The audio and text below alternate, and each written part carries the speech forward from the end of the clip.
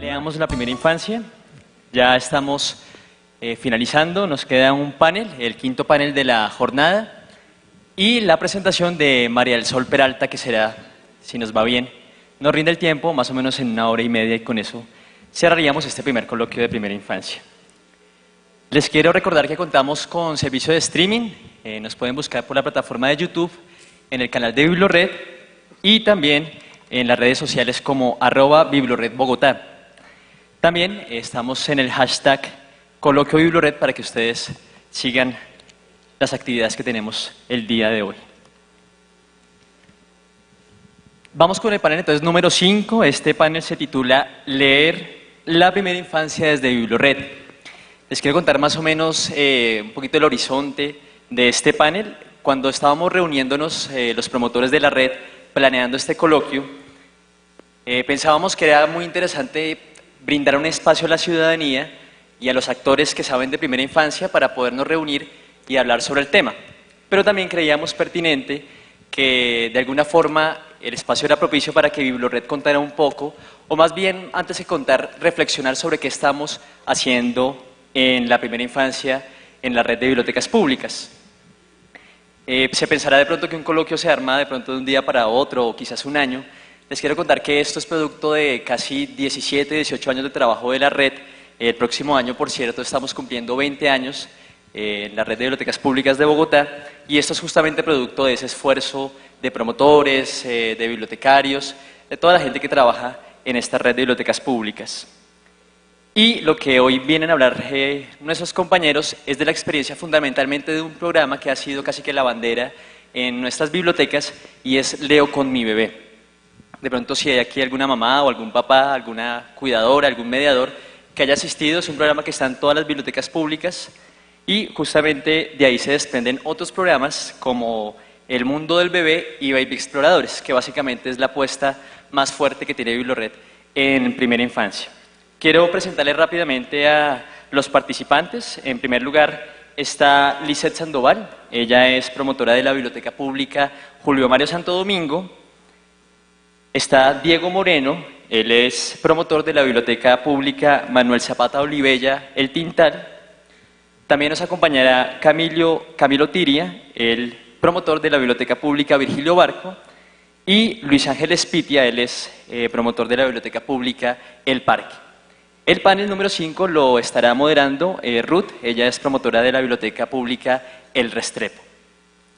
La modalidad de preguntas va a ser parecida a la de la última conferencia. Vamos a dar más o menos 1 hora y 10 minutos para que ellos charlen, y al final vamos a dar la palabra para que ustedes oralmente puedan comunicar las preguntas que tengan. Sin más, les pido el favor un aplauso para el panel número 5, el último panel de la sesión.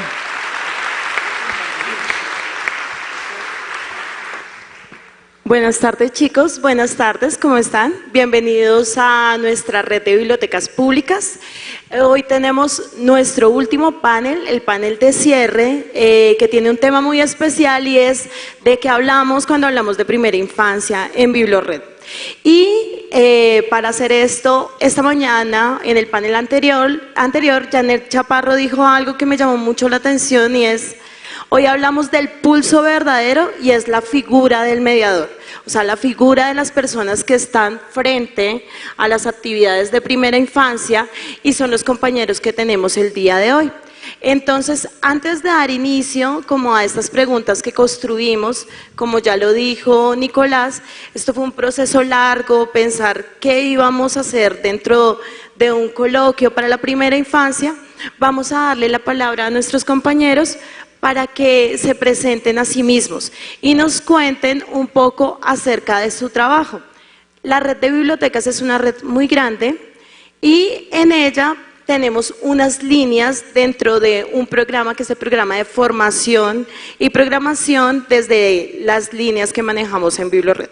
Entonces vamos a darle la palabra. Camilo, puedes empezar. Bueno, buenas tardes para todos. Mi nombre es Camilo Tiria. Mis estudios, estudié geografía. Posterior a esto, soy maestro en artes plásticas.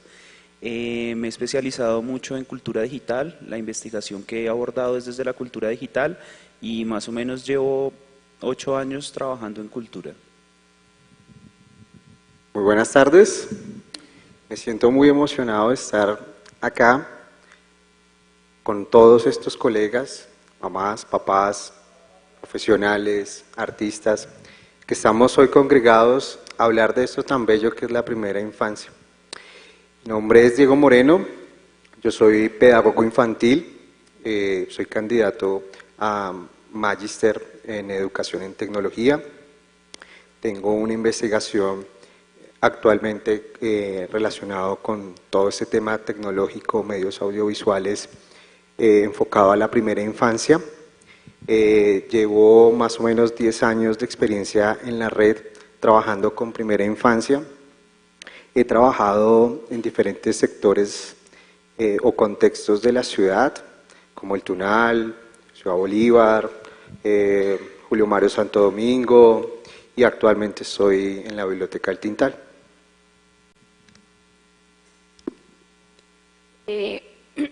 Buenas tardes, mi nombre es Lizeth Sandoval, yo soy profesional de formación y programación de la Biblioteca Pública Julio Mario Santo Domingo, soy licenciada en Humanidades y Lengua Castellana y actualmente estoy cursando la maestría en Infancia y Cultura de la Universidad Distrital. Más o menos llevo 12 años mal contados en procesos de promoción de lectura, escritura y oralidad en primera infancia y en otras franjas poblacionales. Experiencia que he llevado, digamos, no solo en Bogotá, sino alrededor del país, lo cual me parece muy interesante porque me ha permitido ver la infancia, la primera infancia, desde diversos contextos, desde diferentes lugares, y me ha permitido aprender un montón. Bueno, mi nombre es Luis Ángel Espitia, soy el promotor de lectura de la Biblioteca Pública del Parque. Soy licenciado en música de la Universidad Pedagógica Nacional. Mi tesis se llamó El ruido en la primera infancia, como una tesis que tiene que ver como con el sonido y la primera infancia, y la música también, pero sobre todo el sonido en la primera infancia. He trabajado pues con la primera infancia en diferentes lugares, por ejemplo en el Museo Nacional de Colombia, en Nidos de IDARTES, que ahora se llama Nidos, y ahora estoy acá en Biblored.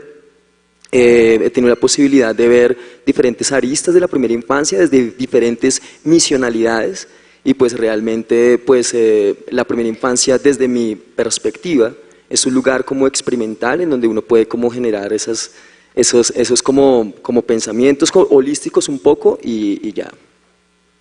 Listo. Bueno, compañeros, ustedes pertenecen a 3 líneas diferentes al interior de la red. Tenemos una línea que es la línea de espacios creativos, otra línea que es la línea de ciencia, arte y cultura, y otra línea que es la de lectura, escritura y oralidad. Dentro de esas 3 líneas, cada uno tiene un horizonte diferente alrededor de la infancia. Yo les quiero preguntar a ustedes cuál es la idea de primera infancia que subyace al interior de cada uno de esos programas, teniendo en cuenta algo que ha ocurrido pues, en el transcurso de este coloquio, y es que efectivamente hablar de primera infancia a veces se tiende a confundir al hablar de infancia. Hay una línea muy borrosa. Entonces, como que estamos en una línea muy borrosa, bueno, ¿qué es hablar de primera infancia y qué es hablar de la infancia? Creo que ustedes tienen una gran experiencia alrededor del trabajo con niños, con los más pequeños, y deseo que nos cuenten un poquitico desde su línea, así como que nos cuenten un poquito pues a toda la ciudadanía, qué es esto de las líneas que tenemos al interior de Biblored para que reconozcamos pues el trabajo que se realiza. Bueno, perfecto. Espacios creativos es una de las líneas que tiene actualmente Biblored en la línea de formación y contenidos.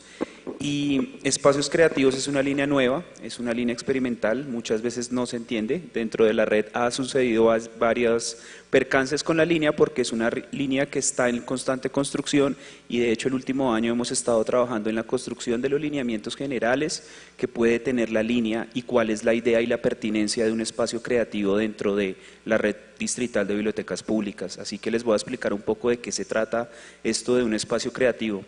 Los espacios creativos son lugares de encuentro más que de otra cosa. Las bibliotecas en la transformación que tienen del siglo XXI han estado repensándose y han estado generando una necesidad de que se conviertan en espacios de encuentro, en proporcionar herramientas a la ciudadanía, a las personas que vienen, para poder que ellos mismos lean y poder potenciar capacidades. Dentro de espacios creativos hay muchos temas conceptuales que se manejan, como la cocreación, el encuentro ciudadano, la capacidad instalada en la comunidad, y creo que allí es donde espacios creativos puede como potenciar un poco todo lo que surge en la ciudadanía. Con respecto a la pregunta que haces específicamente, espacios creativos se ha repensado y ha pensado mucho en la primera infancia, en la infancia, y específicamente en la infancia yo quisiera como introducir rápidamente a que se ha pensado es en el lazo, o sea, en la conexión y el vínculo que hay entre el niño y el cuidador o el acompañante o el padre. Allí es donde en esa frontera, de esos dos nodos, que está el niño y el acompañante, Espacios Creativos ha pensado que está el lugar, porque es allí donde podemos potenciar muchas de las capacidades, pero pues lo podemos ir desarrollando poco a poco. Bueno, desde la línea Ciencia, Arte y Cultura, es una línea que trabaja a dos frentes. El primer frente dedicado a todo lo que tiene que ver con la formación de ciudadanos a través de la cultura, garantizando el acceso, y la otra, que es la que el grupo de profesionales de primera infancia trabajamos, es en la generación de espacios lúdicos dentro de la red de bibliotecas. Esta es una línea, es de las más antiguas que tiene la red. La red siempre ha tratado de garantizar ese acceso a la cultura a través de diferentes escenarios, llámense presentaciones culturales, laboratorios artísticos, en fin. Y actualmente lo que se propone es, desde esta línea, atender la primera infancia a través de procesos que están ligados a la estimulación adecuada desde las áreas del desarrollo, con el fin de que los cuidadores, los mediadores, puedan tener herramientas para trabajar en casa con ellos. Y específicamente con lo que tú nos preguntabas, pues hay que tener en cuenta que pues, la noción de primera infancia como tal es una construcción social, es una construcción que se construye históricamente hace muy poco, surge más o menos en el 91 con la Constitución, y a partir de los esfuerzos de diferentes gobiernos desde Samper, Pastrana, Uribe y Santos, se han hecho grandes aportes a lo que tiene que ver con este tema. Esto se ve reflejado en la red, en lo que nosotros hacemos, desde diferentes áreas, como lo pueden ver, y en últimas lo que nosotros brindamos a la comunidad es ese acceso a la cultura, es ese acceso a la cultura pensando en la parte fundamental del ser humano, que es la primera infancia. Bien, yo hago parte de la línea de lectura, escritura y oralidad, que es más o menos la línea más antigua de la red, que ha estado en constante transformación también, pues cada vez hay un montón de cosas por aprender y por rediseñar. Sin embargo, la intención de la línea es promover desde diferentes miradas y desde diferentes lugares, promover el gusto, el placer por la lectura en su sentido amplio.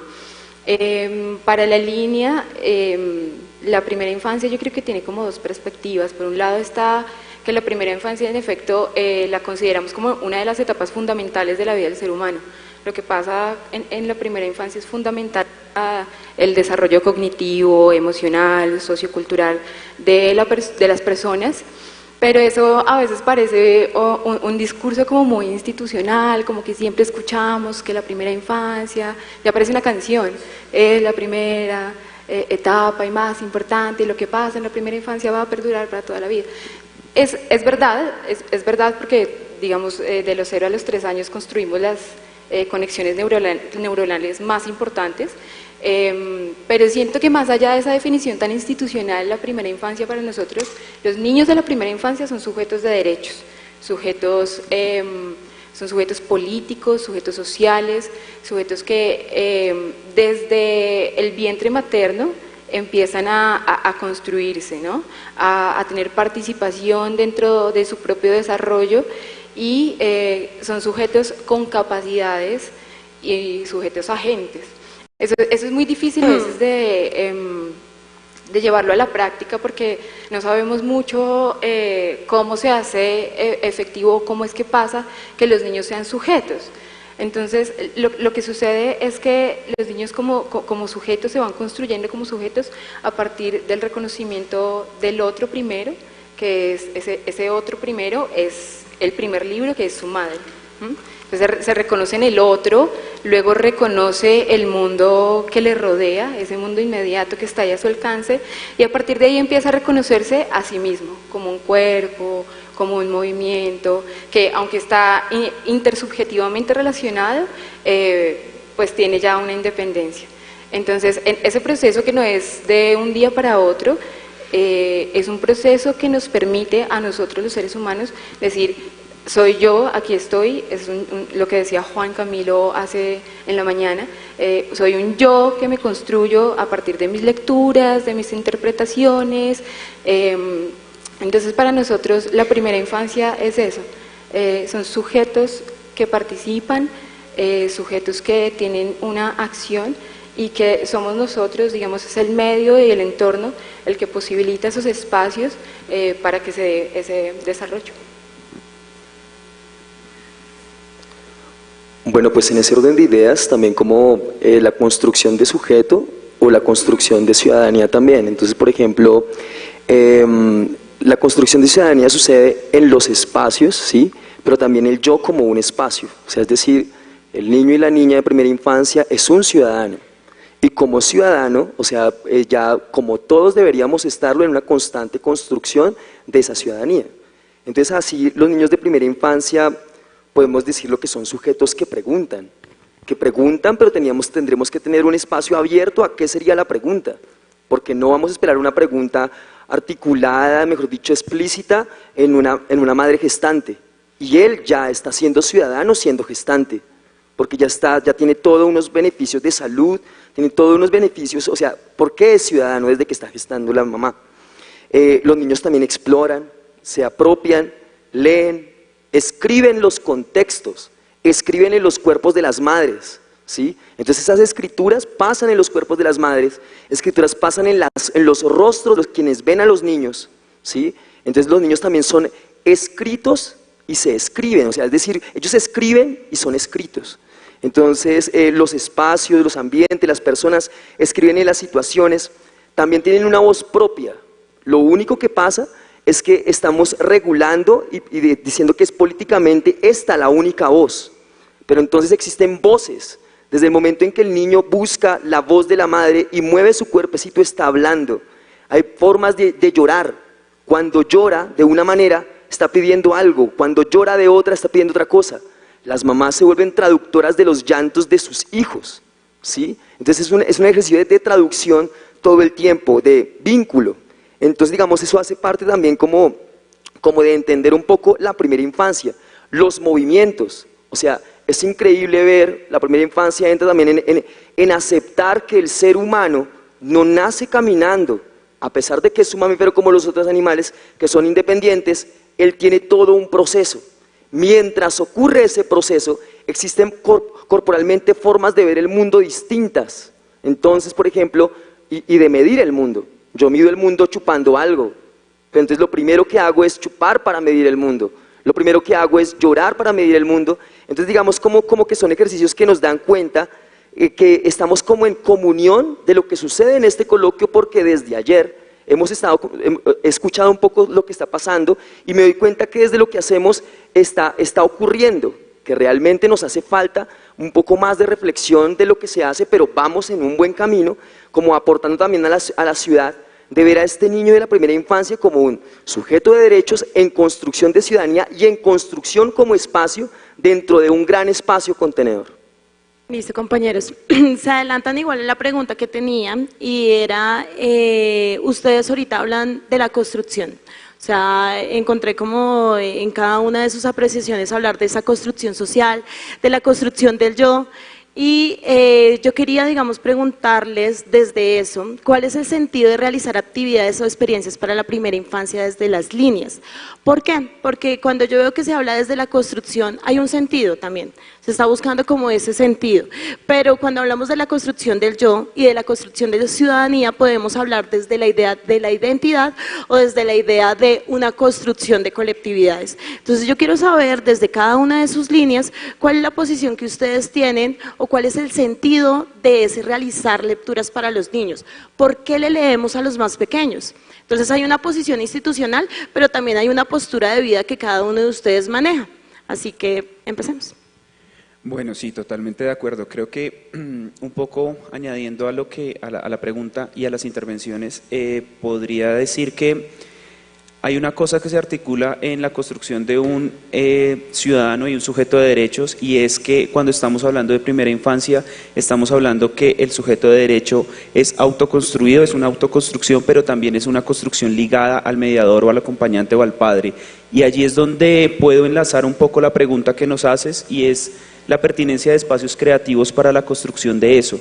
Y es ahí donde nos centramos en espacios creativos, y es en la construcción de ese vínculo que ya lo introducí anteriormente, y es específicamente en el vínculo o en esa línea que hay entre el cuidador, el padre y el niño, es donde se centra espacios creativos y la pertinencia de las actividades. Porque la construcción de un sujeto de derechos y de un ciudadano empieza también en el ambiente o el ecosistema propio que se le proporcione, y precisamente esa es la reflexión que tenemos que hacer, y por qué en una biblioteca pública y por qué un espacio para el encuentro. Entonces yo creo que la respuesta podría darla en dos vías, y una está en ese vínculo que hay entre el padre y el niño, y la otra es en la pertinencia de encontrar que el niño encuentre un lugar para la alteridad o el encuentro con el otro. Ahí es fundamental lo que sucede en las bibliotecas públicas, porque el encuentro con el otro, y no solo con el otro de llevarlo al jardín o a todo el sistema institucional y formal que tenemos de educación, sino específicamente el otro para que él encuentre con su padre a otro padre, encuentre a otro cuidador, encuentre a otro niño, y en esa construcción de ecosistema y en esa construcción de ambiente se genera la potencia de espacios creativos, específicamente cuando hablamos de una línea. Pero más allá pues de hablar de una línea y más allá de hablar de lo institucional, me parece que las bibliotecas públicas son perfectos lugares de nicho de construcción de ecosistema para que este tipo de espacios se den. Bueno, hablar de primera infancia y no hablar del juego es como, no sé, negarse la oportunidad de comerse un helado de chocolate. Hago esta analogía porque son cosas que van de la mano, son cosas que son increíbles negárselas. Desde nuestra labor en las bibliotecas, concebimos el juego como un actor relevante en la construcción de ciudadanía. Pero eso va más allá, esto hay que aterrizarlo, porque es que nosotros desde estas líneas, o ustedes allá en el público, desde su accionar como profes, mamás, papás, cuidadores, tenemos que apuntar a algo, y es que es muy certero, y es formar sujetos para este nuevo orden social, este orden social en el cual nosotros estamos inmersos. O sea, ¿a qué le apuntamos nosotros cuando realizamos encuentros como este? Cuando invitamos a la comunidad para que se acerque a hablar en torno a la primera infancia. Esto es algo histórico, y es precisamente pensarse la primera infancia desde diferentes elementos. Y como lo menciono, el juego es muy importante. A través del juego nosotros aprendemos, nos educamos, desaprendemos también, y generamos conocimiento a lo largo de la vida. Yo estoy completamente seguro que todos tenemos recuerdos de esos juegos que jugábamos en nuestra infancia, de esos juegos en la calle, de esos juegos en el parque, de esos juegos en la cuadra con los amigos. Y es aquí cuando nosotros, como mediadores, entramos a jugar, entramos a convertirnos en uno más, a dialogar a través del juego, a construir esos diálogos. Yo llevo trabajando con niños pequeños 10 años y yo escogí esta carrera fue precisamente por eso, porque en la medida en que uno va conociendo el proceso de un niño en todos sus ámbitos, uno se da cuenta que lo que uno sabe se queda corto frente a todos estos procesos que estos niños le van enseñando a uno. Por eso es muy importante resaltar el juego, por eso estoy seguro que los profes que están acá en sus actividades utilizan el juego para trabajar con los niños. Y nosotros, por supuesto, cuando somos adultos, vamos jugando, vamos cambiando de juguetes y en últimas nunca terminamos de jugar. Eso es muy importante tenerlo en cuenta, porque la vida sin juego es una vida muy aburrida.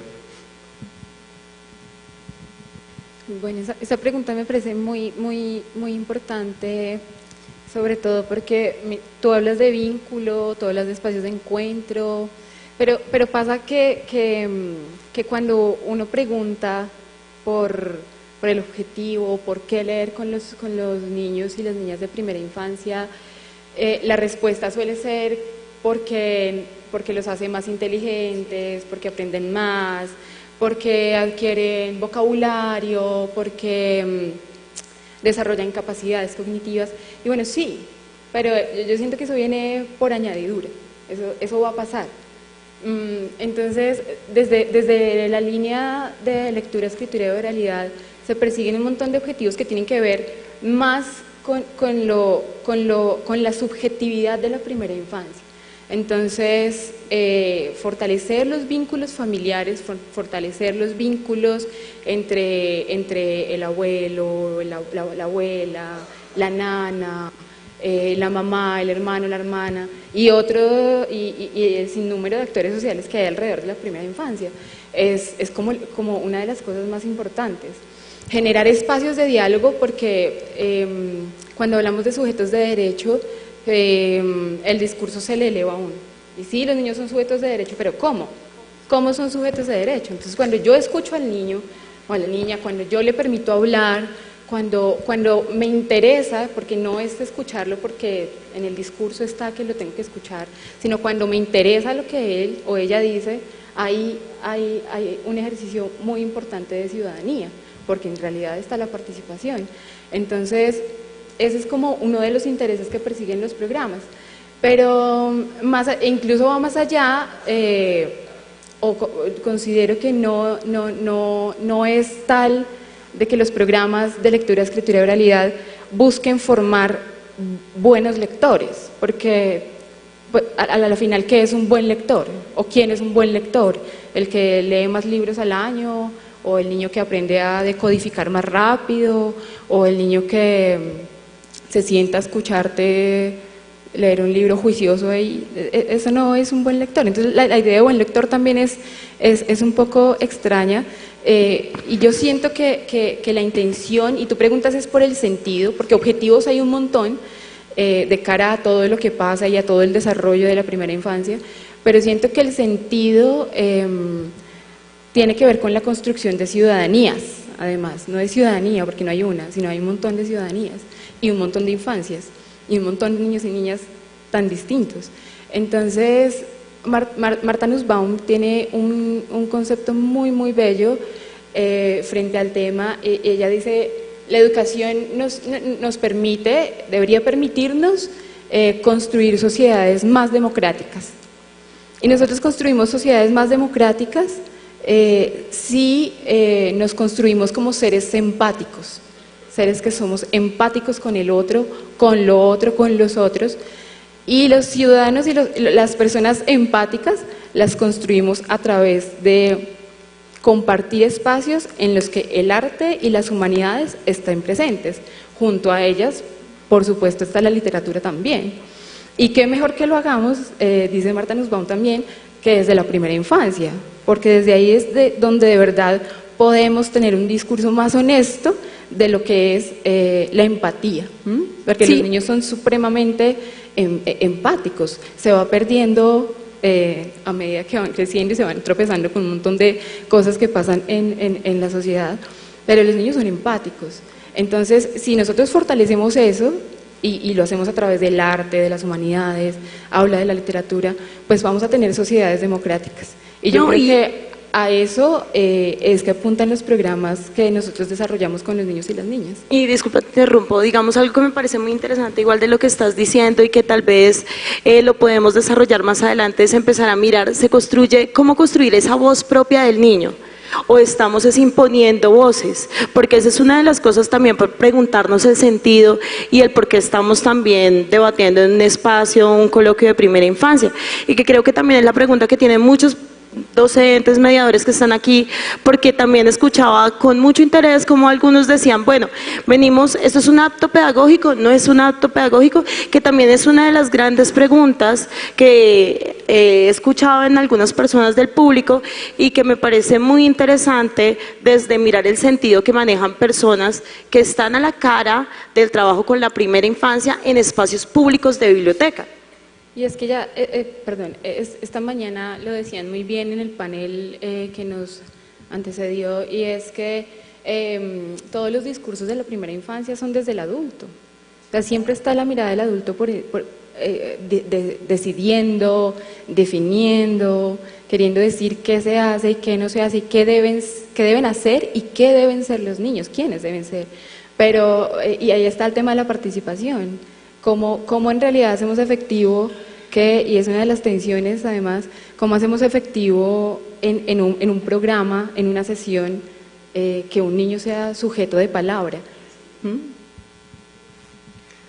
Pues como continuando como con esas líneas, pues por ejemplo los ecosistemas, hablar del juego y hablar de los seres empáticos, pues yo quisiera como leer algo, pues eso es un poema muy conocido, que se llama El poema de los 100 lenguajes, un pedacito. Porque vuelvo otra vez como a hablar de lectura, escritura y oralidad, debemos expandir la mente, así como open your mind, abre tu mente, porque realmente es el detalle, es una cuestión del detalle. Las cotidianidades, la cotidianidad no es aburrida, lo que pasa es que hay lectores que no podemos acceder a la cotidianidad, ¿sí? Entonces son maneras de verlo. Entonces acá vuelvo otra vez como en el ejercicio de la primera infancia, como hay que ver como con lupa, como con detalle. Dice así: el niño está hecho de 100. El niño posee 100 lenguas, 100 manos, 100 pensamientos, 100 formas de pensar, de jugar y de hablar. 100, siempre 100 maneras de escuchar, de sorprender y de amar. 100 alegrías para cantar y entender, 100 mundos para descubrir, 100 mundos para inventar, 100 mundos para soñar.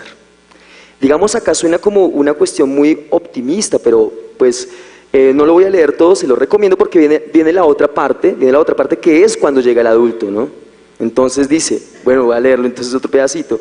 El niño tiene 100 lenguajes y más de 100, pero le roban 99.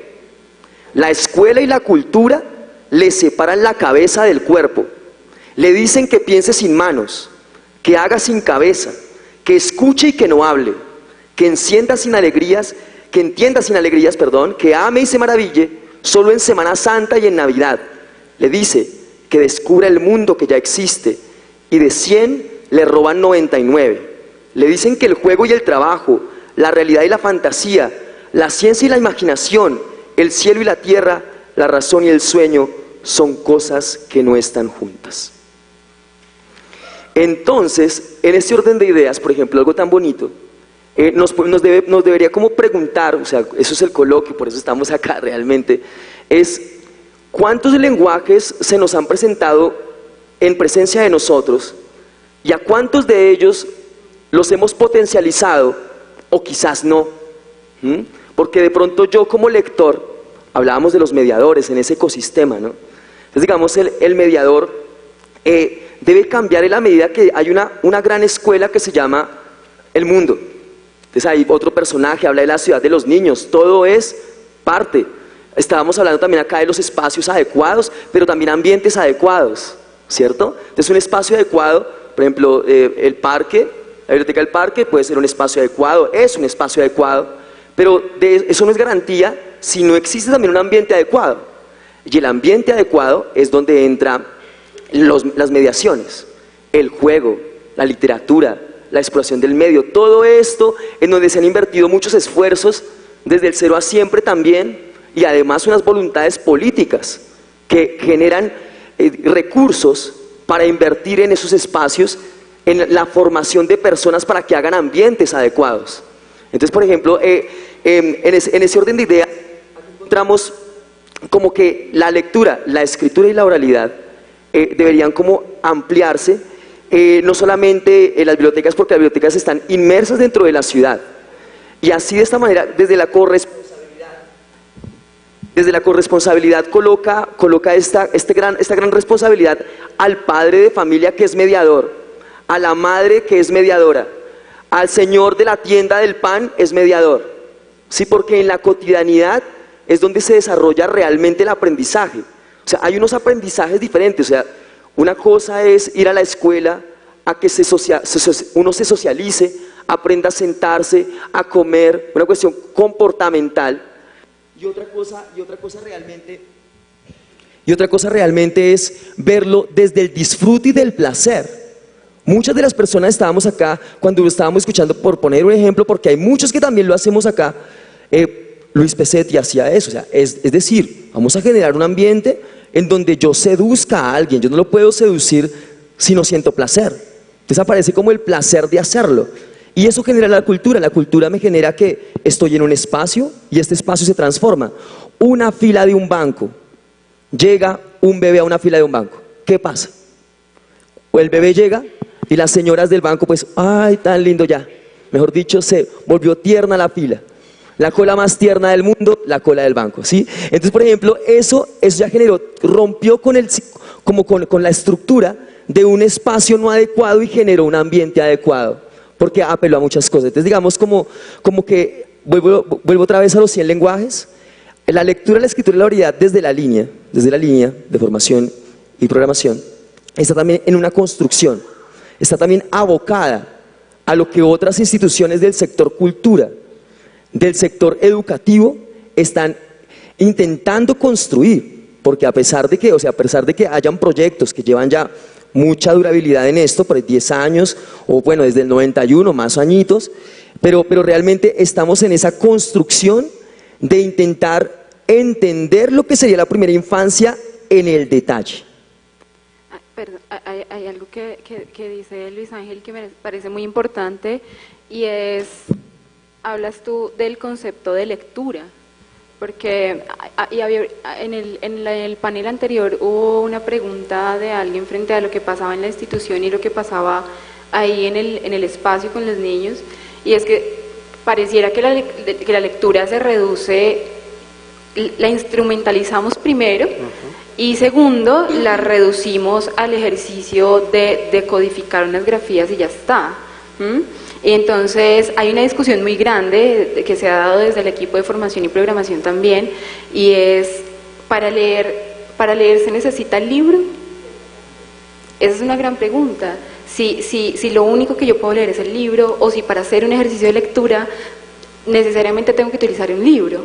Entonces habría que pensar, y María del Sol Peralta lo dijo en la rueda de prensa que tuvimos el día de la apertura del coloquio, por eso el coloquio se llama Leamos la primera infancia, que significa leer en ese sentido amplio. Entonces, si yo voy caminando por la calle y estoy recibiendo toda una serie de estímulos alrededor, ahí implica una lectura. De hecho, desde el vientre materno hay una lectura, es la lectura de la voz de la madre. que es, digamos, al cuarto mes se desarrolla la audición, es el primer sentido que se desarrolla por completo.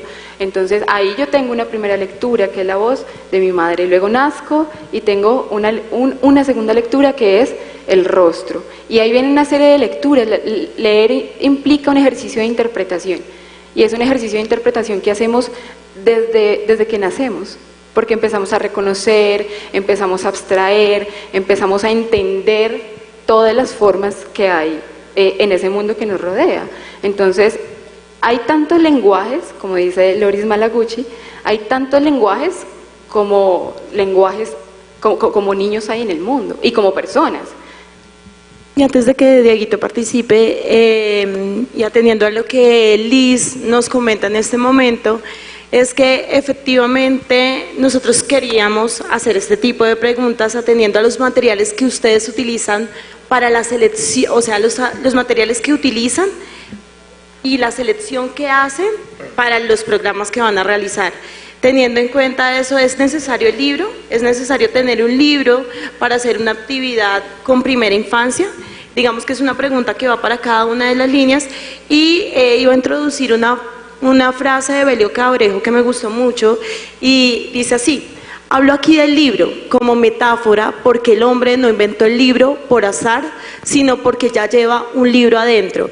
Entonces, digamos, para todos los mediadores que están aquí, que como que buscamos o queremos mirar cuáles son esas estrategias también que ustedes tienen en la selección de materiales, y donde a veces como que no sabemos cuáles son los libros que podemos leer realmente para la primera infancia.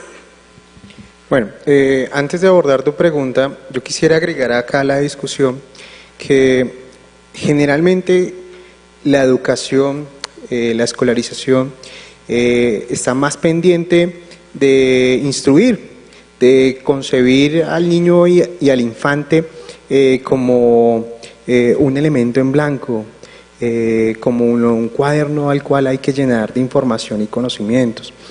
Pero hay que pensar más allá. El niño, la niña, por principio, por instinto, aprende y nos enseña que ese proceso de aprendizaje es intuitivo, viene por instinto, está en nuestros genes, y que nosotros como mediadores tenemos que estar es de apoyo,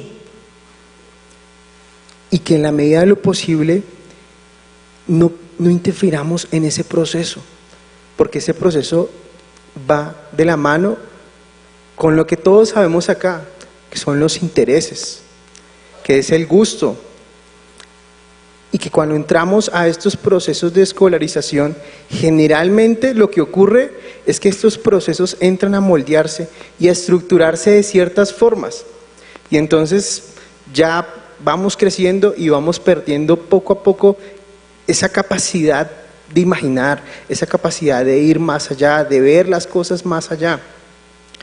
Yo a los papás y a las mamás y a los cuidadores que van a mis talleres, yo les aconsejo que en la medida de lo posible se abstengan o prorroguen el tiempo máximo la entrada de los niños a este proceso escolar, porque desafortunadamente nuestro proceso y nuestro sistema escolar tiene muchas carencias, y en vez de alentar, motivar, lo que hace es castrar. Y en cuanto a tu pregunta, Ruth, es muy importante para nosotros asumir el texto, el libro, como un elemento lúdico, como un elemento que hace parte de la estructura de una sesión, de una actividad. Pero como lo mencionaba Liz, es que hay múltiples formas de leer, y así nosotros lo entendemos y así lo compartimos con los cuidadores. Entonces tenemos diversas formas de interpretar a través del arte, a través de la danza, a través de la música, a través de las artes plásticas, en fin. Un montón de posibilidades que vamos construyendo, no se agotan, vamos construyendo porque partimos también de los intereses de la comunidad, de los papás. Generalmente, cuando yo voy a hacer un proceso de planeación Nosotros aquí internamente en la red tenemos un proceso de planeación en donde todos, absolutamente todos, construimos todos. Y es una mirada muy bacana, porque yo aprendo del otro, yo aprendo de su experticia y voy retomando elementos que me sirven a mí para aplicarlos.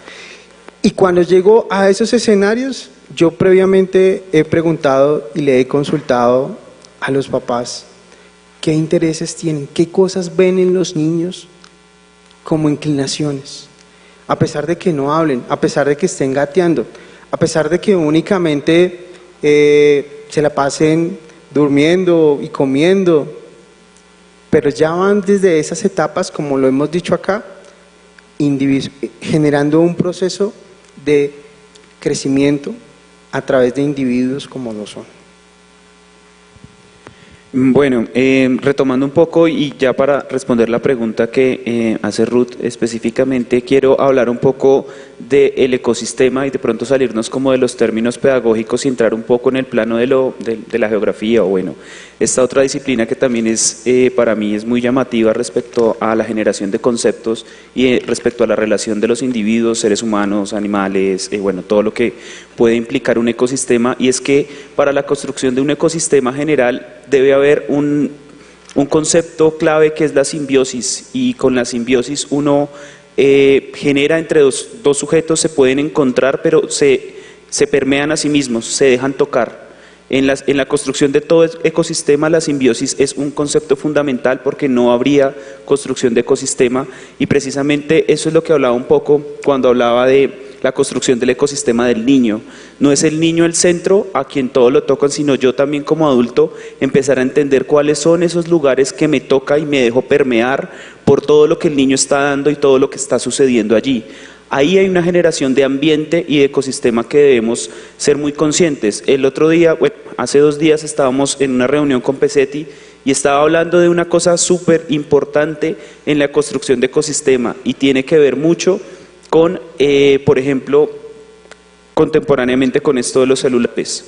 Y es que sucede algo muy, muy particular, y él dio un ejemplo muy específico, y es que hay que tener un estado de presencia cuando se está construyendo con la primera infancia, y es una presencia consciente. Cuando, por ejemplo, Pesetti nos hablaba que estaba en una de las presentaciones, si lo vieron, yo creo que ustedes tuvieron la oportunidad de presenciar esta experiencia, y él dice como, no quiero celulares. ¿Por qué? Porque los quiero presentes. Y de una u otra forma, esa es una de las cosas que sucede. Él nos contaba un ejemplo de que vio que uno de los padres estaba como en el celular y llevaba al niño a una actividad.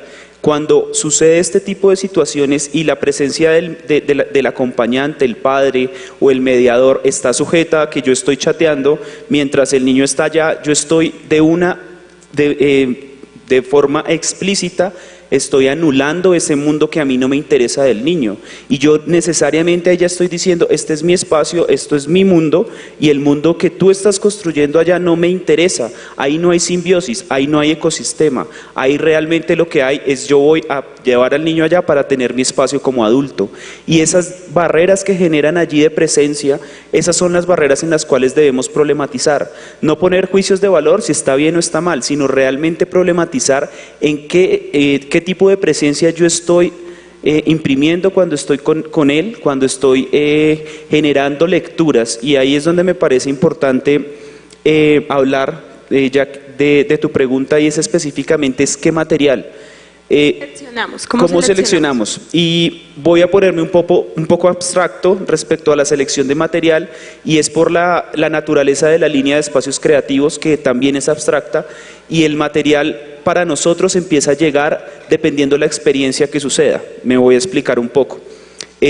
Nosotros tenemos una relación más cercana, es con la experiencia que sucede, y somos lectores de esa experiencia. Por eso hablábamos del vínculo.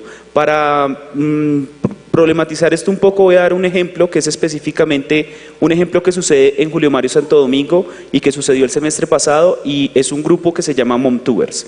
Específicamente en este ejemplo, el material o la materia específica fue llegando a través de encontrar la potencia de las conversaciones que sucedían entre las madres.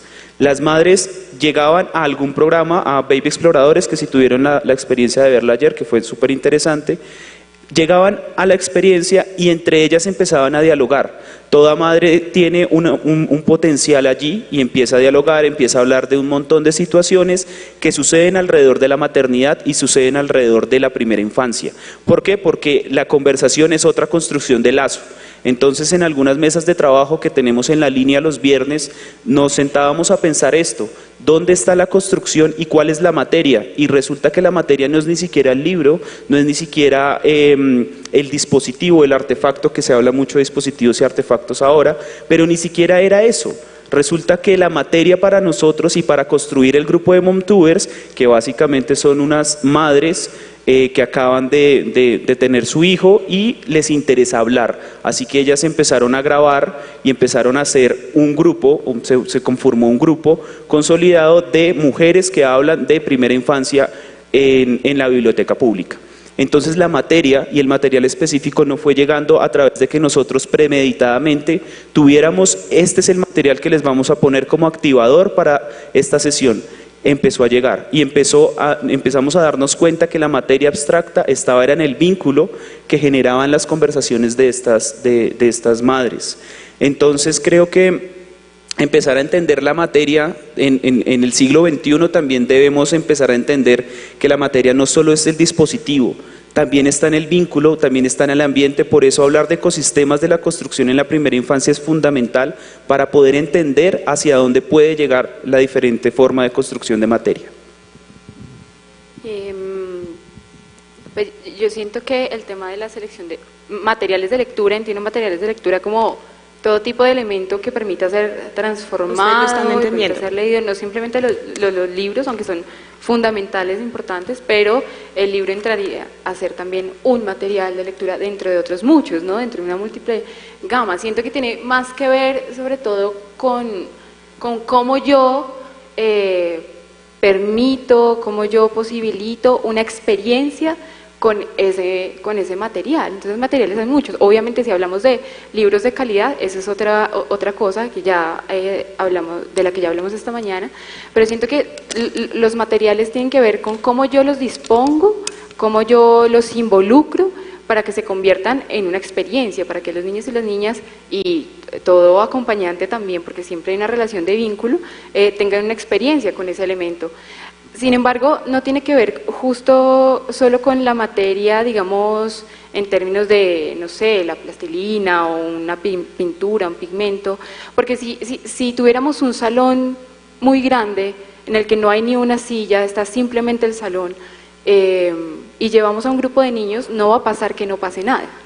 O sea, no va a pasar que los niños estén sentados y se queden mirándose unos a otros. Ahí la materia son ellos mismos, sus cuerpos, su movimiento, su correr, su brincar, su empujarse. Eso es una materia también. Entonces, yo creo que las materias tienen que permitir, o los materiales tienen que permitir una apertura corporal, una apertura espacial, una apertura artística y sobre todo estética también. Me pasó hace poco que hablando del tema de las materias, Sebastián, que puede tener casi 2 años, yo creo, ni siquiera 2 años, estábamos justo leyendo Monstruo come palmeras, y entonces nos encontramos, había en la sala porque no tenía nada que ver con la actividad o con la experiencia ese elemento, pero había en la sala greda. Entonces yo la cogí y le dije a Sebastián: mira, Popo. Entonces lo miró y dijo: no, pues yo no. Lo miró sin palabras, obviamente, dice: no me acerco. Y desde ese día la mamá de Sebastián me dice que todos los días Sebastián dice Liz, Popo, monstruo. Entonces esas asociaciones y esas construcciones que se hicieron ahí en la psiquis de Sebastián, a partir de una materia que simplemente estaba ahí puesta. Entonces siento que tiene que ver es con cómo yo asumo, cómo yo permito, cómo yo posibilito la disposición de las materias, así no sea en efecto un elemento, sino un espacio, un cuerpo. Bueno, y antes de darle la palabra a Angelito, y para, digamos, como cerrar, porque ya nos queda poco tiempo, yo quería preguntarles exclusivamente a la línea de lectura, escritura y oralidad, ¿por qué? Porque hemos escuchado que, digamos, desde el área o el escenario de espacios creativos, que tiene una forma completamente distinta de concebir también el espacio de la biblioteca, pero está esta línea que dice lectura, escritura y oralidad, y donde el libro aparece. ¿El libro está dirigido exclusivamente para los niños? ¿Hay libros dirigidos para los padres? ¿O cómo adaptamos ese libro para los niños y para los padres, para los niños y para los más grandes? ¿Por qué este tipo de pregunta? Porque sé que acá hay muchas personas que a veces necesitan como un libro. ¿Qué hacemos? ¿Cómo le leemos a los niños desde un dispositivo como el libro? Como ese lenguaje artístico, como lo acabas de decir tú, Liz. O sea, el libro se vuelve también algo estético. ¿Nos pueden contar un poquitico de esa experiencia? Bueno, pues estamos hablando otra vez como de nuevos conceptos, mejor dicho, cada vez que es una ronda es un nuevo concepto que va rodando, pero yo lo hablaría también un poco como, y veo que también hay como un nerviosismo ante la nube, la virtualidad. O sea, somos un tiempo virtual, pero realmente, por ejemplo, bueno, pero una vez llegaron unos estudiantes, digamos, y hablaron de la realidad aumentada. Para mí, que soy análogo casi de un siglo muy pasado, ¿sí? Que me gusta cantar y hacerlo todo muy análogo, me resultó interesante. En la medida de yo poder aprender de eso para hablar de los materiales y para hablar del papel del libro. Entonces, por ejemplo, ellos estaban haciendo aplicaciones en donde con la realidad aumentada en diferentes puntos de la biblioteca salían para invitarlos a leer de otras maneras. Interesante, dije yo. Pero realmente, por ejemplo, en ese orden de ideas yo decía, pues la literatura debe entenderse desde un campo expandido. O sea, la literatura entendida como desde un campo expandido. Así como lo corto que yo pueda leer, decir que es un niño, será lo corto que yo pueda decir que es literatura. Y será lo corto que yo pueda decir qué material es su uso. O sea, realmente encontrar ese ejercicio de la primera infancia, que ya vemos que no debe subestimarse. Si la primera infancia está en esta construcción, imagínese la infancia, imagínese la adultez, imagínese la vejez a las puertas de la muerte. ¿Sí? O sea, realmente estamos como fijándonos solamente en este espacio de la primera infancia por ahora focalizado. Al hablar de la literatura expandida, entonces yo veo una gama de posibilidades. Es decir, que tengo que reconocer la interdisciplinariedad. Tengo que reconocer que efectivamente la materia, el sonido es la materia perfecta, es casi Dios, porque el sonido genera el consciente y el inconsciente, porque tú no es, o sea, cuando tú duermes, si oyes, porque por aquí también tenemos personas que no oyen, eso también es una crítica fuerte y es todo un ejercicio, que es la pregunta, ok, pero si hay primera infancia diversa, ¿cómo la vas a atender? ¿Cómo vas a estar en un espacio que por incluir a unos excluyes a los otros? ¿Sí? Hemos sido afortunados muchos también, o quizás no sé cómo la estemos como mirando cómo la mediamos en ese momento. Al hablar de la literatura expandida, entonces ya me exige a mí mirar otros referentes y mirar otras formas de materia. Cuando veo yo soy materia. O sea, cuando hablo de espacio y sistema, debo decir que soy un sistema, un universo, un espacio dentro de un multiverso o un espacio que contiene muchos espacios.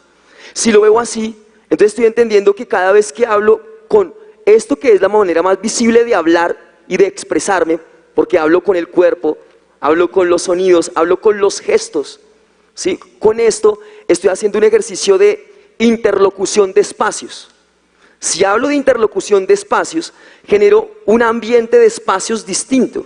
Entonces, ¿qué materia utilizo ahí? La palabra, la oralidad. Entra la palabra y la oralidad. Las nanas, los arrullos, los cantos, las onomatopeyas, eso entra ahí. ¿Sí? Entonces, por ejemplo, entra todos esos ejercicios que usted puede empezar a narrar diferentes maneras. O sea, usted es una gallina y cloacará, y eso se escribe en la actitud del bebé. El bebé se mueve, ya está leyendo, o se rió, como ustedes, es una gallina. Bueno, pero ahí escribí en sus cabezas que generó esa sonrisa. Y eso se convirtió en un dispositivo, se convirtió en dispositivo en la cuestión de que generó esas redes que me permitieron conectarme, comunicarme. Entonces, en ese orden de ideas, las materias, los lenguajes, las experiencias de lectura, escritura, oralidad, nosotros los que estamos convocados acá, que somos mediadores, debemos tener la posibilidad de entrar en un ejercicio de leamos la cotidianidad, leamos la primera infancia, pero desde una mirada no sentada, no dada por sentada. No, es que en los hitos del desarrollo me dicen que el bebé está creciendo en la barriga y entonces están generando esto. Y entonces yo tengo que ponerle luz y celofán. Vamos a ponerle luz y celofán y sonidos incidentales. No, el artista entonces le está colocando sonidos incidentales, sí y no. Porque es una mezcla entre la tradición, lo que me gusta, lo que no. Pero ojo, decimos que la música tradicional es hermosa. Pero recuerden que todo tipo de música tiene una carga de valores. Y entonces no estamos diciendo que la cultura es machista, y entonces no estamos diciendo que, pero eso se parte de la tradición. Entonces, cantar la tradición también bajo la salvedad de dialogar que la música es histórica, está en un momento histórico, es el sonido antropológico, porque está metida en un lugar político y construcción social, mientras que el sonido es apolítico, ahistórico, porque es materia, es la materia de quien trabaja el sonido. Entonces, digamos, en ese orden de ideas también depende cómo usted vea todos los conceptos. Encontrando la materia, encontrarás eso ahistórico que puedes hacer para el trabajo de la primera infancia. Pero primero, por ejemplo, si usted no está motivado, vaya, viaje, úntese de pueblo, vaya al mar, algo que le haga sentir feliz o algo, para que cuando llegue la experiencia con primera infancia, sea usted, no el profe, no el promotor de lectura, así cuadriculado, no es que me toca, no es que lo quiero hacer así porque, no sé, será un riesgo, no sé qué va a pasar, pero hagámoslo. Entonces, digamos, es como una invitación para que entre todos también, porque estamos en construcción, eso es un coloquio, en construcción de qué sería eso de las materias, qué sería eso de los lenguajes, qué sería eso de la literatura, la escritura, la oralidad, los espacios, los ambientes, ¿cierto? Los ecosistemas, la simbiosis, las empatías, los juegos, las didácticas. Ya, muchas gracias. Listo, y como ustedes se dan cuenta, pues es un panel muy, muy nutrido. Y en este momento vamos a darle la voz a ustedes para escuchar todas las inquietudes que tienen alrededor de los programas que realizamos al interior de la red. Antes, les quiero decir a mis panelistas que por favor van a pensar cómo ese recomendado. Hoy Hugo Jamioy nos dijo algo muy bello y fue lo siguiente: hay algo que nos siembra, y nos deja algo, nos cultiva. Entonces quiero que todos piensen algo que los cultivó para que cerremos con esto el recomendado para cada uno, para las personas que participaron hoy en nuestro panel, y vamos a dar la voz al público.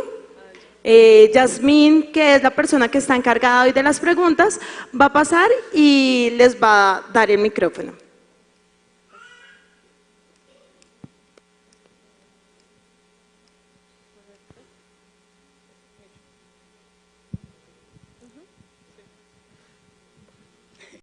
Buenas tardes, mi nombre es Leonardo.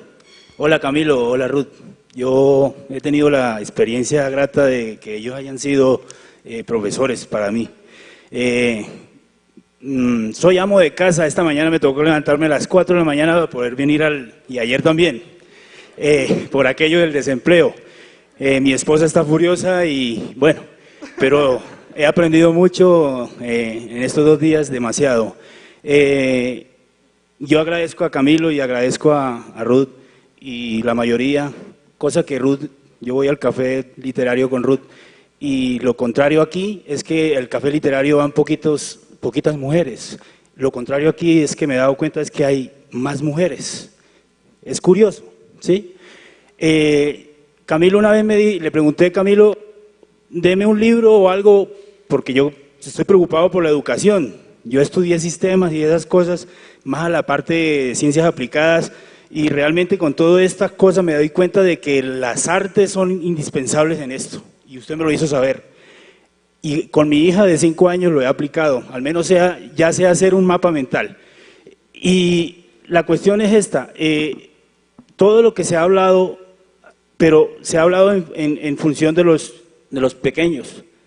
Pero yo quiero hacer una pregunta, es ¿cómo hacemos para que esos que están allá, porque aquí estamos los anormales, este coloquio debió haber sido hecho en el estadio, pero aquí solamente 1000, somos anormales, porque somos muy pocos los que vamos a la biblioteca, y a eso va la pregunta, ¿cómo hacemos para que el papá, que no le gusta lectura, a la mamá que no le gusta la lectura, y retomo el libro de William Ospina, La lámpara maravillosa para los profesores, que lo lean, porque hoy en día hay mucha tecnología, tenemos acceso a mucha tecnología, pero ustedes no se preguntan, la sociedad hoy en día parece como más ignorante que hace 30, 40 años.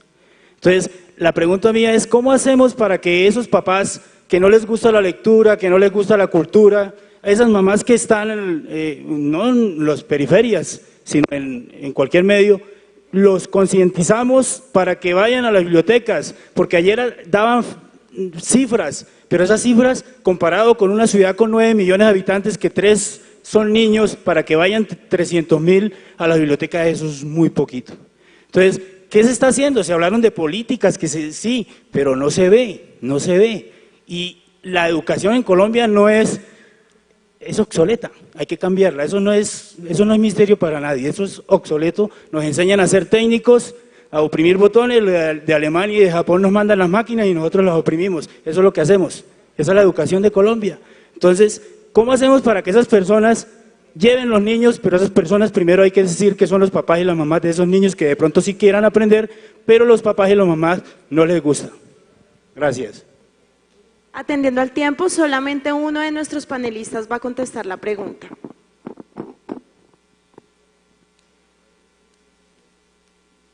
Bueno, Leo, gracias por esa gran pregunta. Creo que como un esquema general es muy complejo, pero yo siento que a veces la vida puede funcionar cuando uno pone unas semillas, así como en estos espacios o como en otros espacios de diálogo, y es como la idea rizomática de cómo todo puede emerger desde lo natural y desde el sembrar la semilla y la duda en el otro. Pero yo siento que esa semilla y esa duda en el otro debemos abolirla desde la razón, desde la idea de que todo tiene una causa y un efecto. Estamos muy mediados también por el pensamiento griego, de eso de la causa y el efecto, y pues tiene que empezarse a abstraer un poco más desde el amor, desde el vínculo afectivo con el otro, y desde encontrarte a cualquier padre, a cualquier madre en cualquier espacio y decirle, yo vibro con esto y pues te entrego un poco de cómo vibro desde mi afecto, y mira, esto puede ser también diferente, la vida no es solo como tú la ves y pues pueden haber múltiples formas.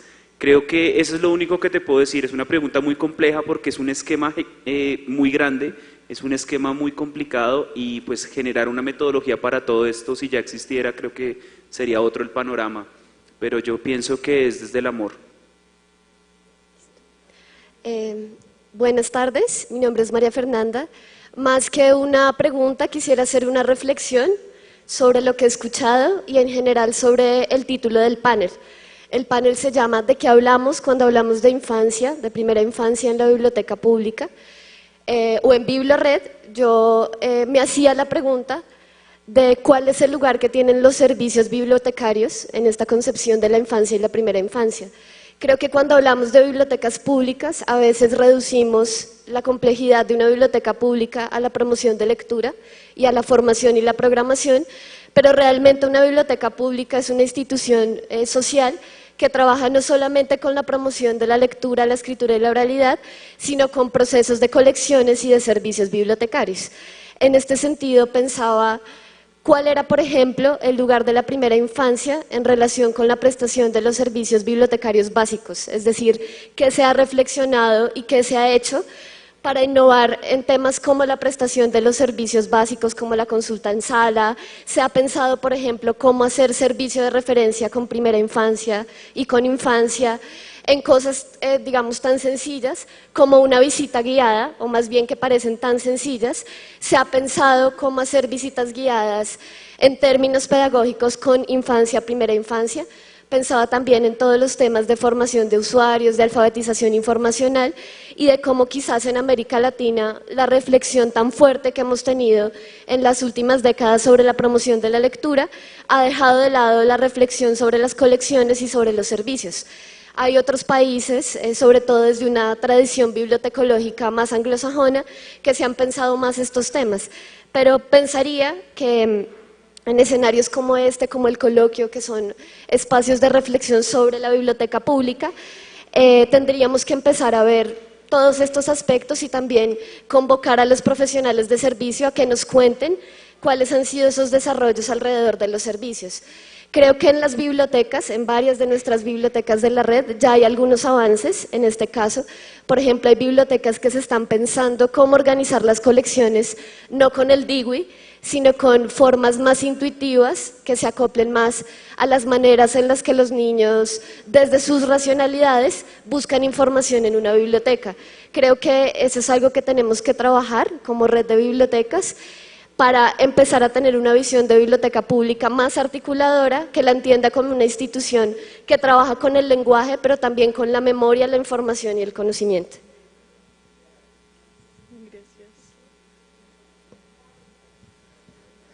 Buenas tardes. Mi pregunta es enfocada para Diego. Creo que a diferencia de la mayoría acá, yo no soy docente, yo soy mamá. Me llamó mucho la atención el coloquio por la necesidad de instruir a mi hija más en el tema de la lectura. La biblioteca Virgilio Barcos se ha vuelto para nosotros nuestra segunda casa. Las jornadas con mi hija son de 9 de la mañana a 6 de la tarde, ella se la goza completamente y ha tenido una evolución en la lectura muy importante. Ella tiene 4 años, ya lee solita un texto. Y ahorita tocabas, Diego, una parte importante que era que insistes en que demoremos un poco el ingreso de los niños a una institución educativa, cosa en la que yo concuerdo totalmente. Los avances que ha tenido mi hija en ese acompañamiento que le hemos dado con mi esposo han sido significativos. Sin embargo, está la parte del miedo de los abuelos y de la familia, de que no la has entrado a una institución educativa, se va a atrasar la socialización, todo el tema. Entonces, ¿cómo aconsejarías o qué consejo me darías para yo poderlo tratar con la familia, aún ellos viendo los avances que tiene mi hija? ¿Cómo lo puedo tratar con ellos? ¿Cómo los puedo sensibilizar? Bueno, muchas gracias por tu pregunta. Eso es un tema ahora en este ambiente de las bibliotecas que pulula mucho, y es el tema de la autoformación. Efectivamente, lo que tú mencionas es como un ancla, como un lastre que generalmente los papás cargan, y es ese señalamiento social de que, uy, ¿cómo así? Ya tiene 4 o 5 años y no está en el jardín. Uy, no, pero está desescolarizado, se va a atrasar, no está aprendiendo, está perdiendo el tiempo. Eso no es así. Lo primero que yo les aconsejo a los papás que están pensando en la educación, y sobre todo que tienen el privilegio, porque en esta situación socioeconómica en la que estamos, dedicarse exclusivamente a la formación de sus hijos es un privilegio. Si lo tienen, apuesten todo, juéguensela toda. Miren, ese proceso de formación va a ir mediado por algo que señalaba Camilo, y es el afecto, es el amor. Uno cuando está en el colegio, en esas edades tan tempranas, uno sufre mucho. Sino, ¿qué pasa cuando un niño muy pequeño va al jardín y está en sus primeras veces? Se queda llorando, porque lo que cree es que la mamá o el papá lo va a abandonar y nunca va a regresar. y genera un proceso de duelo. Es así. Estos procesos no deberían ser de esta forma. Hay múltiples pedagogías. Por ejemplo, la Waldorf propone que en esta etapa, la primera infancia, todo sea juego, absolutamente todo, de la cabeza a los pies. Entonces, lo primero que yo les aconsejo es dejar a un lado esos señalamientos. Ahora hay que organizarse, agremiarse. Hay grupos en las bibliotecas de homeschool. Esa es una opción. No digo que sea la única, esa es una opción. No necesariamente tiene que estar vinculada a un proceso de homeschool, que esto es un tema como para otro coloquio, porque hay mucha gente que tiene ese interés. Empezar a hacer un orden, una estructura. Recuerden, el primer profesor que uno tiene en su vida no es el del jardín, no es la madre comunitaria, es el papá y la mamá. A veces uno enseña más con el ejemplo que con un consejo. Entonces hay que convertir el ejemplo, tiene que tener un valor más que la palabra. Y es allí cuando nosotros como mediadores y como mamás y papás tenemos que trabajarlo. Entonces, organízate, haz una serie de actividades entre semana, trabaja en diferentes áreas, apóyate aquí en la biblioteca. Nosotros como profesionales estamos para eso, para ayudarte. Y no es porque no las sepamos todas, no, es porque estamos aprendiendo también contigo, con tu familia. Y además ten en cuenta esto, que tienes un aliado muy importante, y es que tu esposo, tu pareja también está de acuerdo con eso. Y cuando los dos en casa tienen esa claridad, es más fácil el horizonte. Entonces, ánimo, continúa con ese emprendimiento, por decirlo así, de formación con tu hija y para adelante. Y lo que te menciono, acá estamos nosotros como profesionales para apoyarte. ¿Listo? Entonces, con esta última intervención damos por finalizado este último panel de nuestro coloquio Leamos la Primera Infancia. Agradecemos la atención prestada y efectivamente los esperamos para que participen en los programas que se ofrecen al interior de la red. Muchas gracias.